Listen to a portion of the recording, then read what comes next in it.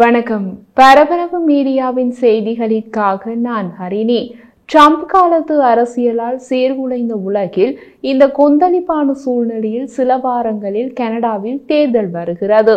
கனேடிய தேர்தல்கள் இதுவரை பெரும்பாலும் உள்நாட்டு பிரச்சினைகளிலேயே தங்கியிருந்தது. ஆனால் இம்முறை அப்படியல்ல. அமெரிக்க ஜனாதிபதி கனடா தொடர்பாக வெளியிட்ட கீழ்த்தரமான விமர்சனங்கள் மற்றும் வரி விதிப்பு அறிவிப்புகள் காரணமாக ட்ரம்பை வெற்றிகரமாக எதிர்கொண்ட கனடாவை யார் வழிநடத்துவார்கள் என்பதில் கனேடியர்கள் அதிக கவனம் செலுத்துகிறார்கள் என்பதை காட்டும் கருத்து கணிப்புகள் வர தொடங்கியுள்ளன. அதாவது லோக்கல் வேட்பாளர்களை விட எந்த கட்சியின் தலைவர் பிரதமராவதற்கு தகுதி வாய்ந்தவர் என்பதை பார்த்து அந்த கட்சிக்கு வாக்களிக்க மக்கள் தயாராவதையே சமீபகால கருத்து கணிப்புகள் காட்டுகின்றன. ட்ரம்பின் கனேடிய அட்டகாசம் தொடங்குவதற்கு முன் தற்போதைய ஆளும் கட்சியான லிபரல் கட்சிக்கான ஆதரவு மிகவும் குறைந்து போயிருந்தது. கன்சர்வேட்டிவ் கட்சியே ஆட்சியை பிடிக்கும் என்ற நிலை காணப்பட்டது. அப்படியான சூழ்நிலையில்தான் ஜஸ்டின் ட்ரூடோ கட்சி தலைமை மற்றும் பிரதமர் பதவியிலிருந்து ராஜினாமா செய்தார். மார்க் கார்னி கட்சி தலைமை மற்றும் பிரதமர் பதவியை ஏற்றுக்கொண்டார். அவர் பேங்க் ஆஃப் கனடா மற்றும் பிரிட்டனின் பேங்க் ஆஃப் இங்கிலாந்து ஆகியவற்றின் தலைவராக இருந்து இரு நாடுகளையும் மோசமான பொருளாதார சூழ்நிலையிலிருந்து மீட்ட பொருளாதார நிபுணர். எந்த கட்சியின் தலைவர் பிரதமராக வந்தால் ட்ரம்பின் அச்சுறுத்தல்களை சுலபமாக எதிர்கொள்வார் என்ற கேள்வி கனேடியர்கள் மத்தியில் எழுந்துள்ள நிலையில் மக்களின் மனநிலையை இன்று வெளியான கருத்து கணிப்புகள் காட்டுகின்றன. இன்று வெளியான சிடிவி மற்றும் குளோப் அண்ட் மெயிலின் அதிகாரப்பூர்வ கருத்து கணிப்புகள் என்ன சொல்கிறது? தேர்தல் பிரச்சாரத்தின் 8ஆம் நாளில் இரு பிரதான கட்சிகளும் குதிரை பந்தயத்தில் ஈடுபட்டுள்ள நிலையில் கன்சர்வேட்டிவ் கட்சியை விட லிபரல் கட்சி 5 புள்ளிகள் முன்னிலையில் உள்ளது. இருப்பினும் இன்றைய சூழ்நிலையில் இறுக்கமான போட்டிதான். ஆனால் பிரதமர் மார்க் கார்னி தலைவராக உள்ள லிபரல் கட்சியின் சதவீதம் அதிகரித்து செல்கிறது. இன்றைய கருத்து கணிப்பில் மார்க் கார்னியின் லிபரல் கட்சி 42% ஆதரவை வைத்திருக்கிறது. பியர் பாய்லிவரின் கன்சர்வேட்டிவ் கட்சி 73% ஆதரவை வைத்திருக்கிறது. NDPக்கு இருப்பது 11%. மீதி கட்சிகள் ஒற்றை இலக்க ஆதரவையே கொண்டுள்ளன. லிபரல்களுக்கான ஆதரவு தெளிவாக அதிகரித்துள்ளது. ட்ரம்பின் கனேடிய ஆட்டம் ஆரம்பிக்கும் முன் லிபரல்களுக்கு இருந்த ஆதரவு 30% விட குறைவு. அது இப்போது 42% எகிறியுள்ளது. இந்த இயக்கவியல் அரசியல் நிலப்பரப்பை மறுவடிவமைக்கிறது. கியூபெக் மாகாணத்தில் லிபரல் கட்சி அதிக ஆதரவாக 47% உள்ளது. அவர்களுக்கு குறைந்த ஆதரவாக பிரைரிஸ் பகுதியில் 35% ஆதரவு உள்ளது. இது மேற்கு கனடாவில் 3 மாகாணங்களை உள்ளடக்கிய பகுதி. கன்சர்வேட்டிவ்களுக்கு உள்ள ஆதரவு இதற்கு நேரெதிரானது. பிரைரிஸில் அவர்களின் அதிக ஆதரவாக 43%, கியூபெக்கில் குறைந்த ஆதரவாக 21% உள்ளது. கருத்து கணிப்பில் விருப்பமான பிரதமர் யார்? கனேடியர்கள் யார் பிரதமராக விரும்புகிறார்கள் என்று வரும்போது லிபரல் கட்சியின் தலைவர் கார்னி 48%, கன்சர்வேட்டிவ் தலைவர் பாய்லிவ் 32%, NDP தலைவர் ஜக்மீத் சிங் 4% மிகவும் பின்தங்கியுள்ளார்.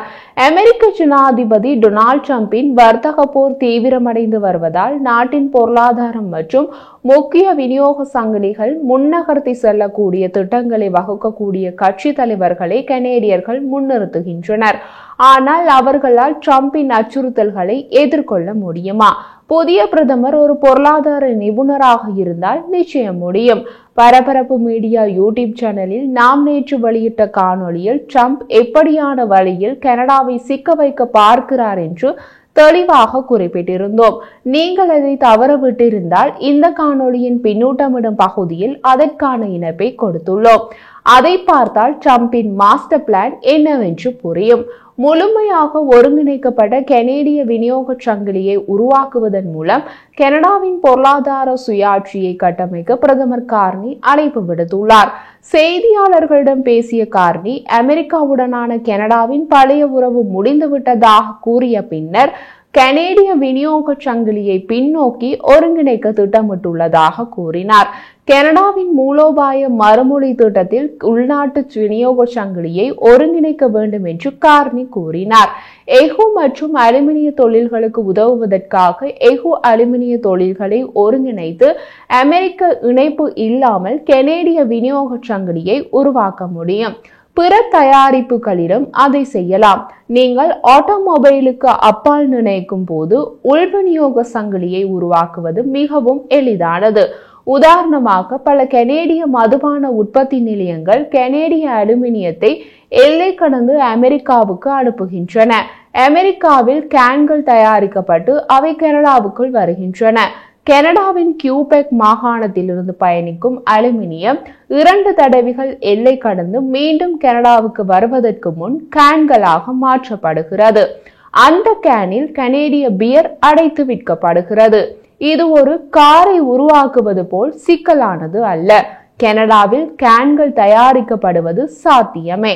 அது ஒன்றும் ராக்கெட் விஞ்ஞானம் அல்ல. இந்த கேன்கள் ட்ரம்பின் வரி விதிப்பில் 2 தடவைகள் வரி விதிப்புக்கு உள்ளாகும். அதனால் கனடாவில் உள்ள கேன்களை உருவாக்குவதற்கான செலவு இனி இரட்டை வரி விதிப்புக்கு உள்ளாவதை விட மிகவும் சிக்கனமானதாக மாறிவிடும். கனடாவில் தொழில் வாய்ப்பும் அதிகமாகிவிடும். அதே நேரத்தில் அமெரிக்க பியருக்கு கேன் தயாரிக்க கனடாவில் இருந்துதான் அலுமினியம் போக வேண்டும் அல்லது சீனாவிலிருந்து வர வேண்டும். 2க்கும் வரி விதிப்பு உண்டு. இது எளிமையான விவகாரம். ஆனால் கார் தயாரிப்பு இவ்வளவு எளிதாக இல்லை. ஆனால் அதையும் செய்ய முடியும். அதற்கு கால அவகாசம் எடுக்கும். இதை பின்னோக்கிய ஒருங்கிணைப்பு என்று அழைப்பார்கள். ஆங்கிலத்தில் பேக்வர்ட் இன்டகிரேஷன்.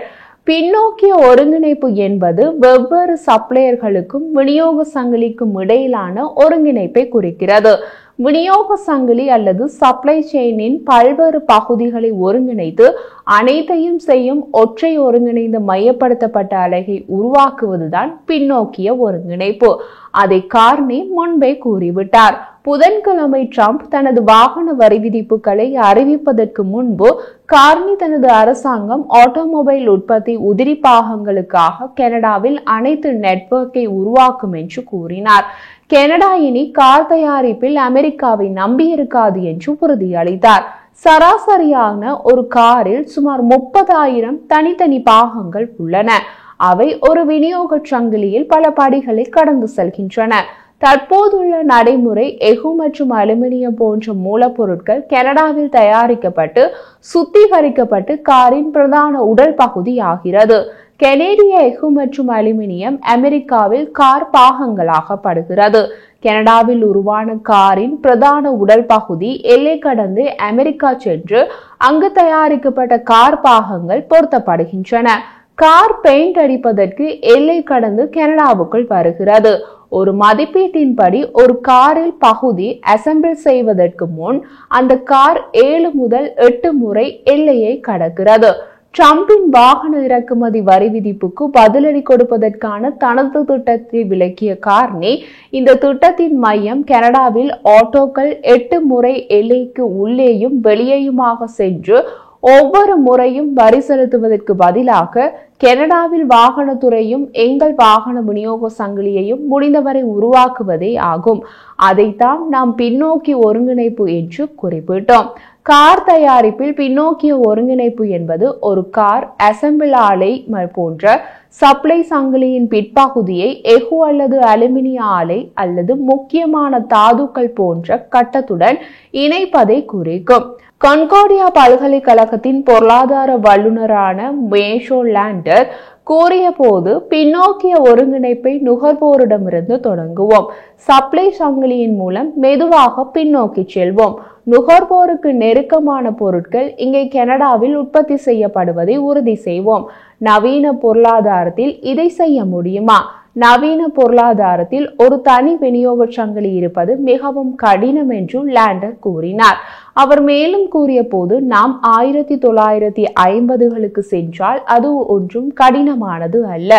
ஆனால் உண்மை என்னவென்றால், கனடா, அமெரிக்கா மற்றும் மெக்சிகோவுடன் சுதந்திர வர்த்தகம் இருப்பதால் உற்பத்தி செயல்முறையின் சில பகுதிகளை நாம் அப்படி வடிவமைத்துள்ளோம். சுதந்திர வர்த்தகத்தை ட்ரம்ப் தூக்கி எறிந்தால் பழைய பாணிக்கு போய்விடலாம் என்றார். கனேடிய உற்பத்தியாளர்கள் மற்றும் ஏற்றுமதியாளர்களின் தலைவரும் தலைமை நிர்வாக அதிகாரியுமான டென்னிஸ் டார்பி, விநியோக சங்கிலி கனடா அமெரிக்கா இடையே மிகவும் ஒருங்கிணைக்கப்பட்டுள்ளது. தொழில்துறையின் அதை பிரிப்பது வேதனையாக இருக்கும், ஆனால் அதை செய்யத்தான் வேண்டும் என்றால் செய்ய முடியும் என்றார். எஹூ கனடாவில் தயாரிக்கப்பட்டு அமெரிக்காவில் முத்திரையிடப்பட்டு பின்னர் மீண்டும் கொண்டு வரப்பட்டு இங்கு ஒரு காரில் அசெம்பிள் செய்யப்படும் பாகம் பொருத்த அமெரிக்கா சென்று இங்கு திரும்புகிறது. அதை மாற்றுவதே வேதனையானது, ஆனால் வேறு வழி இல்லை என்று டார்பி கூறினார். டொரண்டோ பல்கலைக்கழகத்தின் உலக விவகாரங்கள் மற்றும் பொது கொள்கைக்கான பேராசிரியர் ட்ரூ பாகன் கூறிய போது 1960கள் வரை கனேடிய பொருளாதாரம் அமெரிக்காவுக்கும் பிரிட்டனுக்கும் சில ஏற்றுமதிகளை தவிர முதன்மையாக உள்நாட்டு நுகர்வுக்காக பொருட்களையும் சேவைகளையும் கனடாவிலேயே உற்பத்தி செய்தது. 1965ஆம் ஆண்டில் கனடாவும் அமெரிக்காவும் ஒரு துறை சார்ந்த தடையற்ற வர்த்தக ஒப்பந்தத்தை செய்த போது இந்த சப்ளை செயின்கள் தோன்றின. பின்னர் 1988ஆம் ஆண்டு சுதந்திர வர்த்தக ஒப்பந்தம் NAFTA மூலம் மேலும் மாறி தற்போதைய நடைமுறை தோன்றியது. அதை மீண்டும் மாற்ற முடியும் என்று கூறினார். ட்ரூபாகன் முன்பு கனேடிய வெளியுறவு மற்றும் சர்வதேச வர்த்தக துறையின் துணை அமைச்சராகவும் இருந்தார். டிரம்பின் வர்த்தக போர் இந்த நெறிப்படுத்தப்பட்ட உள்கட்டமைப்பை உடைக்க அச்சுறுத்துகிறது. சில வர்த்தகங்களை மீட்டெடுக்கவும் முழு உள்நாட்டு தொழில்களை உருவாக்கவும் கணிசமான அளவு முதலீடு தேவைப்படும் என்று நிபுணர்கள் கூறுகின்றனர். முழு நிறுவனங்களும் தங்கள் செயற்பாடுகளை இயக்கும் விதத்தை மறுசீரமைக்க வேண்டும். வாகன உதிரி பாகங்கள் உற்பத்தி சங்கத்தின் தலைவர் பிலவியோ வோல்ஃப் அமெரிக்க வரி விதிப்பை தவிர்த்துவிட்டு கனடா கார் தொழிலை தொடர முடியும் என்று நம்புகிறார். எங்களிடம் ஒரு பெரிய சந்தை இல்லை, ஆனால் எங்கள் சொந்த தேவையை வழங்க போதுமான அளவு உள்ளது. இவை அனைத்தும் மிகவும் சிக்கலானவை. விநியோகத்தை இடமாற்ற செய்ய 12 முதல் 18 மாதங்கள் ஆகலாம் என்றார். கனடாவுக்குள் எல்லாவற்றையும் தயாரிப்பது மிகவும் விலையுயர்ந்த விருப்பம் என்று கூறிய வோல்ஃப், டிரம்பின் வரி விதிப்புகள் நீங்கவில்லை என்றால் அது ஒரு நல்ல தற்செயல் திட்டம், தூர நோக்கில் கனடாவுக்கு பாதுகாப்பான திட்டம் என்றார். அவர் மேலும் கூறிய போது, கனடாவின் போட்டித்திறன் நன்மையானது. மூலப்பொருட்கள் இங்கு உள்ளன. நுகர்வோர் பொருட்களை பொறுத்தவரை கனடா ஒப்பீட்டளவில் குறைவாகவே உற்பத்தி செய்கிறது. நாங்கள் முடிக்கப்பட்ட பொருட்களின் ஏற்றுமதியாளர்கள் அல்ல, நாங்கள் முடிக்கப்பட்ட பொருட்களின் இறக்குமதியாளர்கள், ஆனால் அவற்றின் மூலப்பொருட்களின் உற்பத்தியாளர்கள். எனவே இந்த அனைத்து இறக்குமதிகளையும் நாங்கள் எங்கள் சொந்த உற்பத்தியுடன் மாற்றலாம். ஆனால் உள்நாட்டு உற்பத்தியை ஊக்குவிப்பதற்காக யார் பிரதமராக இருந்தாலும் அவர் ஒரு பெரிய அரசியல் பொறுப்பை எடுக்க வேண்டும் என்றார். மிக சமீபத்தில் கனேடிய பொருளாதாரம் மிகவும் சுறுசுறுப்பாக இருப்பதை நிரூபித்ததாகவும் ஒரு குறிப்பிட்ட தயாரிப்பு மூலம் உள்நாட்டு உற்பத்திக்கு முன்னோக்கி செலுத்த முடிந்தது என்றும் பாகன் கூறினார். அவர் குறிப்பிட்டது N95 முகக்கவசங்களே. கோவிட் சமயத்தில் கனடா எங்கள் சொந்த முகக்கவசங்களை தயாரிப்பதில் முக்கியத்துவம் இருப்பதை கண்டோம். எங்களிடம் முகக்கவச தயாரிப்பாளர்கள் இல்லை. திடீரென்று முகக்கவசங்கள் தேசிய பாதுகாப்பு விஷயமாக மாறிவிட்டன. இப்போது அவற்றை நாம் இறக்குமதி செய்வதில்லை, கனடாவிலேயே தயாரிக்கிறோம் என்றார். ஒரு விதத்தில் பார்த்தால் ட்ரம்ப் கனடாவுக்கு நன்மைதான் செய்துள்ளார்.